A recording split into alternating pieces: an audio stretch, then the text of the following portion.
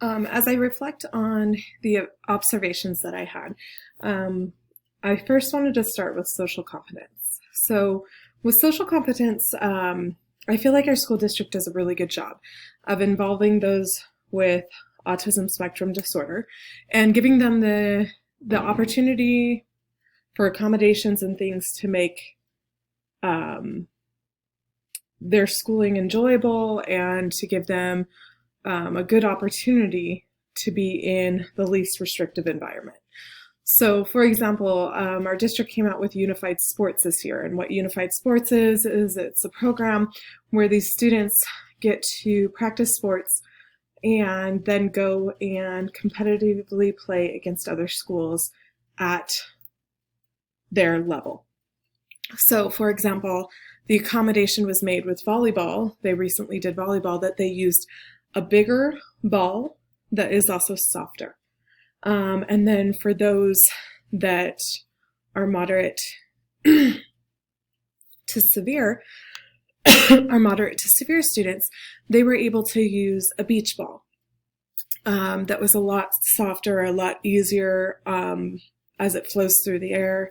So these accommodations were made so that these students could be part of an extracurricular activity and feel like they were part of a team and be part of a team.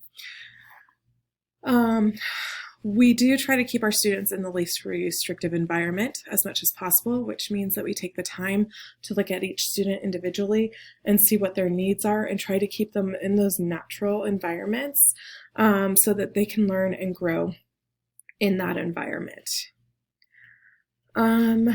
With peer support traditionally comes more as I teach high school in the classroom setting according to the teachers.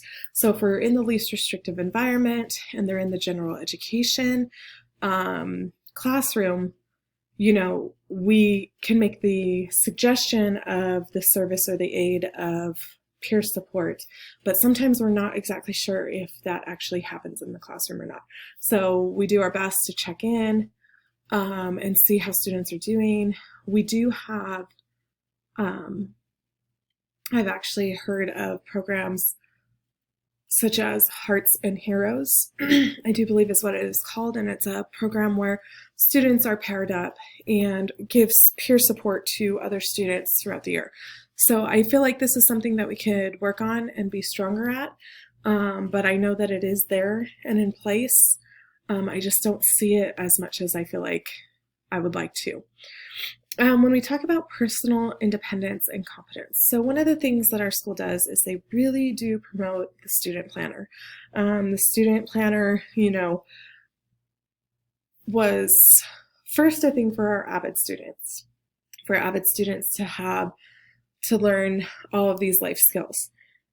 And then we started doing study skill classes and what our study skills classes are for students who have an IEP, but also have all gen ed classes. So one of their electives is study skills. Our study skills students now have the student planners as well. They are given to our students, and in our study skills class, we've been encouraged to operate it as if it was an AVID class. So teach the students how to use the planner, how to take notes, how to be able to work independently, how to do things in the classroom that will help them to personally be successful. So our study skills class is about our students coming in and me asking, how did you do today? What did you write down in your planner? Did you get your assignments done? Holding them responsible for their self-management.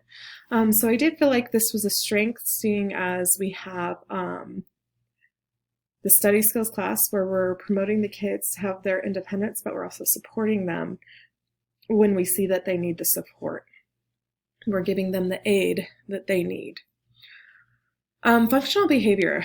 I have had great experiences working with a team. I've never done this independently.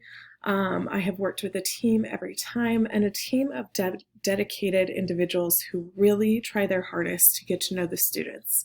And not just getting to know the students personally, but getting to know the students, getting to know their families, getting to know their interests, getting to know their behaviors, and trying to support them to have positive behaviors. I did find this as a strength. We work with the family members frequently. I would say before we even get to the FBA, we have already worked with the family. We have contacted the family. As case managers, we reach out to the family. As therapists and psychologists, if they have those services already, then we discuss these things with the family. It's never something that's just whipped up really quick and just, hey family, here you go. Hope you enjoy this. That's never how I've seen it done. I've always seen it done very professionally after data has taken place and after input has been given. So this is something that I see as a strength. I've always been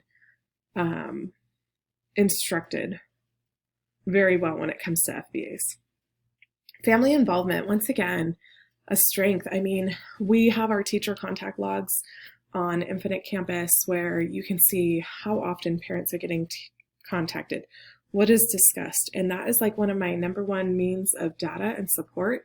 If a teacher contacts me and says, hey, this student's struggling, one of the first things I say is, have you contacted home? I can do my part and I can absolutely contact home, but I need to know as a teacher, have you contacted home? I find that very valuable to have an open communication with the family. In personal observations with this, I just know that when you contact the family first at the beginning of the year and get to know them and get to see who they are, it makes it so much easier to come up to them when we're presenting an FBA or presenting, a behavior goal or something like that and saying, hey, we're now going to implement this so that all the teachers are focusing on it. You know where your student is. You know who your student is. We want to help the student. And it always comes across so much better when we inform our parents ahead of time. Teaming, like I said, I have had great experiences with the team. One of the downfalls that I do see, one of the needs that I feel our district can do better at. I've worked at 3 different sites in our district, and I really feel that the paraprofessionals training could be better. I feel like there sometimes can be a lack of communication between the paraprofessionals and the case carriers. And it's almost like people don't know what their jobs are. People don't know what to ask a paraprofessional to do or what not to do. Like, we aren't their bosses as case carriers. So we, might be afraid to be like, hey, can you do this? Can you give me feedback on the student or whatnot? So I just feel like in general, the communication, the education with special education teachers and paraprofessionals could be better in our district. That's one of the biggest needs that I would say. So looking throughout this with my observations, my personal observations, I feel like the paraeducator support and communication is probably one of the biggest needs in our district. And one of the biggest strengths is our social competence, like getting those students in the least restrictive environment and giving them opportunities to be in extracurricular activities.